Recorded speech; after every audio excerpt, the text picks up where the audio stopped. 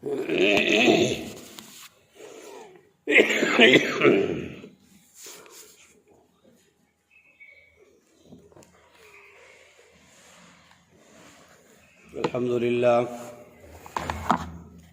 لله نحمده ونستعينه ونستغفره ونعوذ بالله من شرور أنفسنا ومن سيئات أعمالنا من يهده الله فلا مضل له ومن يضلله فلا هادي له ونشهد أن لا إله إلا الله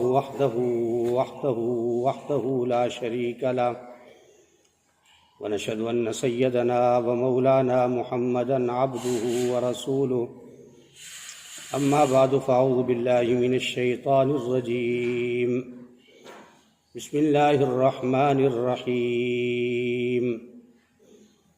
ألف لام ميم ذلك الكتاب لا ريب فيه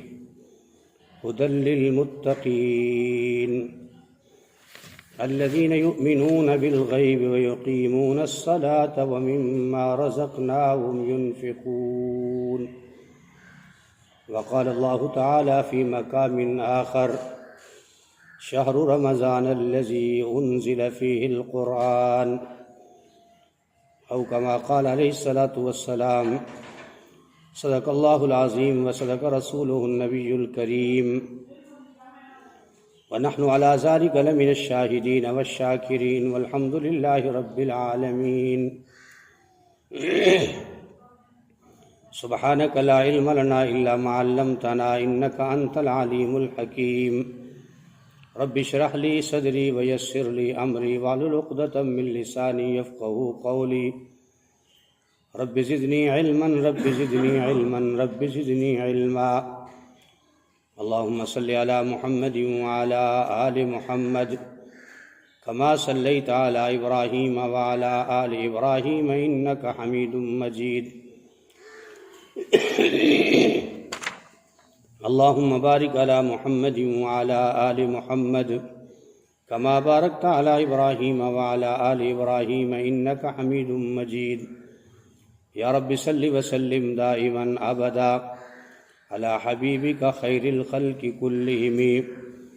الحمد لله الذي لم يتخذ ولدا ولم يكن له شريك في الملك ولم يكن له ولي من الذل وكبره تكبيرا محترم دوستو اور بزرگوں، آج رمضان المبارک کا پہلا جمعہ ہے۔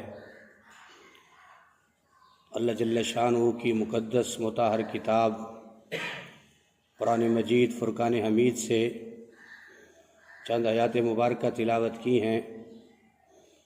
بارگاہ رب العالمین میں التجا ہے کہ رب العالمین مختصر وقت میں ان کا معنی مفہوم صحیح بیان کرنے کی توفیق عطا فرمائے۔ جو کچھ کہا اور سنا جائے ہم سب کو اللہ رب العالمین اس پر عمل کی توفیق عطا فرمائے۔ رمضان المبارک کا پہلا عشرہ ہے اور پہلا جمعہ ہے۔ اللہ جل شانہ نے رمضان المبارک کے بارے میں انسانیت کو آگاہ فرمایا۔ شہر رمضان الذی انزل فیہ القرآن، کہ رمضان کا وہ مہینہ ہے جس میں ہم نے قرآن کریم کو نازل کیا ہے۔ رمضان المبارک کا اور قرآن کریم کا آپس میں بڑا گہرا تعلق ہے، اور قرآن کریم اللہ جل شانہ کی وہ عظمت والی کتاب ہے کہ جس میں آدم علیہ السلام سے لے کر حضور صلی اللہ علیہ وسلم تک جتنے بھی نبی آئے، امتیں آئیں، سب کے حال حوال کو اللہ نے قرآن کریم میں بیان فرمایا ہے۔ اور قرآن کریم میں سب سے بہترین موضوع جس پر سب سے زیادہ قرآن کریم میں آگاہی انسانیت کو فرمائی ہے وہ توحید ہے، کہ توحید پر، اللہ کی ذات پر ایمان لانا، اللہ وحدہ لا شریک کو اپنا خالق، مالک، رازق ماننا اور مقتدر اعلیٰ ماننا، یہ ایمان میں سے ہے۔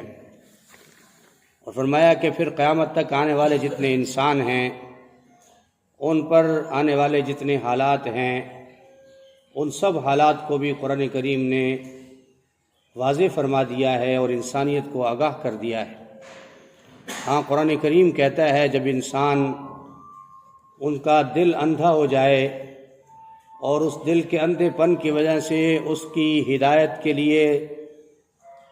اس کو ہدایت ملنے والے جو ہدایت کے راستے ہیں، فرمایا وہ بند ہو جائیں، تو پھر باوجود ایک انسان کے ظاہری شکل میں انسان تو ہوگا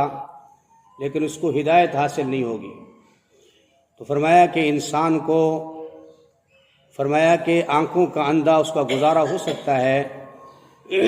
کانوں سے بہرا ہو اس کا گزارا ہو سکتا ہے، زبان سے گونگا ہو اس کا گزارا ہو سکتا ہے، لیکن اللہ جل شانہ کے فرمایا کہ عذاب کے اندر مبتلا ہو کر اللہ اگر اس کا دل اندھا کر دے اور اس کی آنکھیں اندھی کر دے ہدایت والی، اور اس کی سماعت اندھی ہو جائے، تو پھر فرمایا اس کو کوئی بھی یہ چیزیں عنایت نہیں کر سکتا۔ تو فرمایا کہ توحید جو ہے اس کا بھی فرمایا خیال رکھنا ضروری ہے۔ تو قیامت تک آنے والے جتنے انسان ہیں سب کے سب کو فرمایا کہ جب تک قرآن کریم کی رہنمائی میں انسان چلتا رہے گا، اس کی بہترین تعلیم و تربیت قرآن کریم اور حضور علیہ السلام کی تعلیمات سے ہوتی رہیں گی۔ جس وقت بھی قرآن کریم کی تعلیمات کو چھوڑے گا اور نبی کریم صلی اللہ علیہ وسلم کے ارشادات، آپ کے فرامین کو چھوڑے گا، تو میرے محترم دوستوں اور بزرگوں پھر گمراہی اس کا مقدر بن جائے گی، پھر جہالت اس قدر چھا جائے گی کہ مسلمان کلمے سے بھی عاری ہو جائے گا اور باقی دین کے احکامات تو اس کا اللہ ہی حافظ ہوگا۔ اس لیے فرمایا کہ انسان جو ہے قرآن کریم کی تعلیمات کو مکمل طور پر اپنے اوپر لازم کر لے، کہ قرآن کریم نے فرمایا کہ جس کو حلال کہا ہے اس کو حلال سمجھے، جس کو حرام کہا ہے اس کو حرام جانے، جو اصول زندگی قرآن کریم نے دیے ہیں ان کو اپنائے، اور جن سے منع کیا ہے ان سے رک جائے۔ حضور صلی اللہ علیہ وسلم کے بارے میں اللہ پاک نے قرآن کریم میں فرمایا وَمَا نَهَاكُمْ عَنْهُ فَانْتَهُوا وَاتَّقُوا، یعنی قرآن کریم کی اس آیت میں گویا کہ اللہ نے سٹے دیا ہے کہ اللہ کے نبی صلی اللہ علیہ وسلم جس بات سے تمہیں منع کریں، فرمایا اس سے رک جاؤ، اور جس بات کے کرنے کا حکم کریں اس کو تم کرو۔ تو جب اللہ رب العزت نے قرآن کریم میں ان ساری باتیں سے آگاہ کر دیا ہے، تو پھر قرآن کریم کا مطالعہ کرنا، قرآن کریم کو گہرائی سے سننا، پڑھنا، یہ ہم اپنے اوپر لازم کر لیں۔ تو میں نے عرض کیا کہ رمضان شریف میں اللہ جل شانہ نے جب قرآن کریم کو اتارا ہے تو رمضان کے اندر حضور علیہ السلام کا سنت عمل یہ ہوتا تھا کہ رمضان سے پہلے اور رمضان کے اندر حضرت جبرائیل علیہ السلام خود تشریف لاتے اور حضور علیہ السلام کو قرآن سنتے اور سناتے۔ جب حضور علیہ السلام خود قرآن کریم سنا رہے ہیں اور سن رہے ہیں جبرائیل علیہ السلام، اور جبرائیل علیہ السلام سنا رہے ہیں اور حضور صلی اللہ علیہ وسلم اس کو سن رہے ہیں،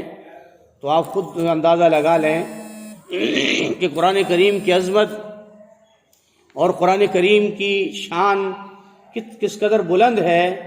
کہ سب سے بڑا فرشتہ جو آسمانوں اور زمینوں پر ہے اور جس نے تمام انبیاء علیہ السلام کے پاس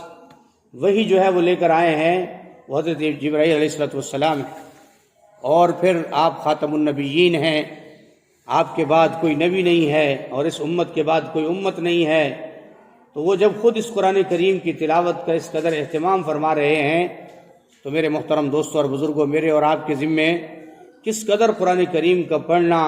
اس کا سمجھنا اور اس پر عمل کرنا لازم ہے۔ تو میں عرض کرنا چاہتا تھا کہ اللہ جل شانہ نے انسان کے ذمے جو احکامات لگائے ہیں ان میں فرمایا کہ نماز ہے، روزہ ہے، حج ہے، زکوٰۃ ہے، اور اس کے علاوہ دو چیزیں جو اللہ اور اس کے رسول پر ایمان لانا ہے،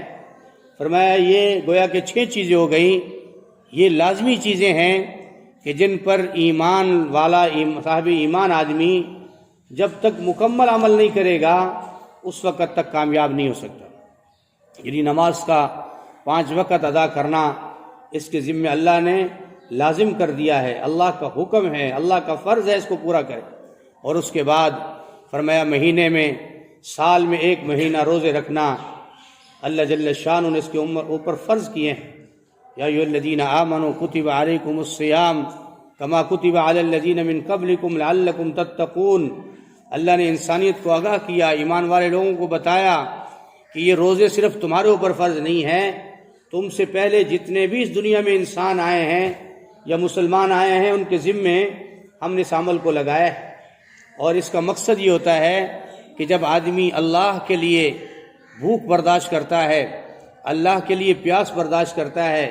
اللہ کے لیے حلال والے کاموں کو چھوڑ دیتا ہے اور فرمایا حرام سے بھی اپنے آپ کو بچا لیتا ہے، تو اللہ جل شانہ اس عمل کا بدلہ خود عطا فرماتے ہیں۔ فرمایا